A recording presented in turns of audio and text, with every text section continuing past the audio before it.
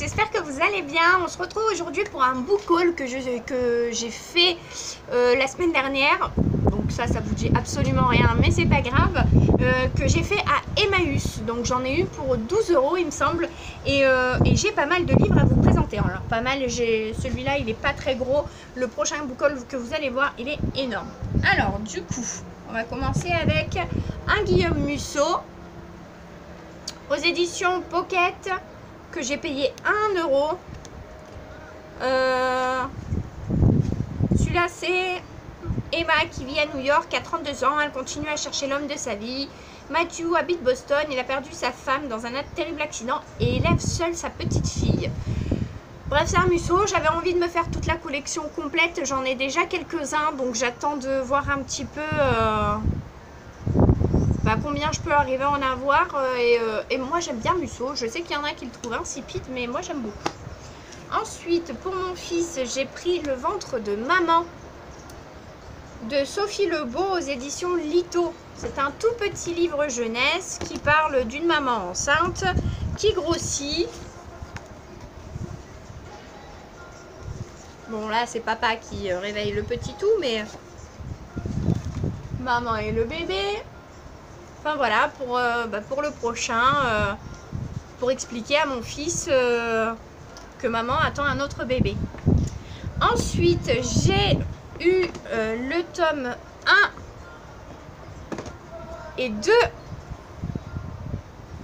de Monster Egg. Donc le premier il s'appelle Monster Egg tout seul, le deuxième c'est Radicalement Vôtre de Lizzie Harrison aux éditions Castelmore. Il y a un petit dessin animé là-dessus, etc. Moi, quand c'est sorti, j'ai énormément de ces poupées, j'en suis trop dingue et j'avais envie de les lire en livre. Je crois qu'il y en a encore 2, mais je suis pas sûre. Va falloir que je me les procure. Et le petit bijou, j'ai eu le tome 3, 4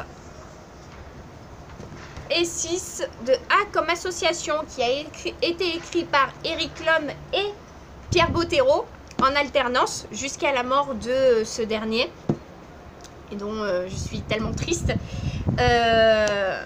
Et donc du coup j'espère de tout mon cœur que le week-end du 17 je vais pouvoir aller me faire dédicacer mes livres. J'ai pas toute la série, donc du coup peut-être que je pourrais en acheter d'autres sur place et me les faire dédicacer aussi. Mais du coup ils sont en parfait état, je les ai payés 2 €, je suis trop contente. J'ai jamais terminé cette série parce que le tome 4 est le dernier tome écrit par Pierre Bottero, le dernier livre qu'il a écrit. Et pour moi, ça a été trop difficile de me dire que j'avais entre les mains le dernier livre écrit de cet auteur et qu'il n'y en aurait pas d'autre. Ça m'a fait énormément de mal et j'ai pas pu me résoudre à le lire. Donc du coup, j'ai fait une pause et donc là, j'essaye de me les procurer tous pour pouvoir recommencer la série. J'ai pris le premier à la bibliothèque, je l'ai lu. Je vais sûrement attaquer le deuxième d'ici peu.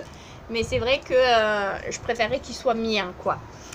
Ensuite, à Cash Express, je me suis trouvé les tomes 1, 2 et 3 d'Enola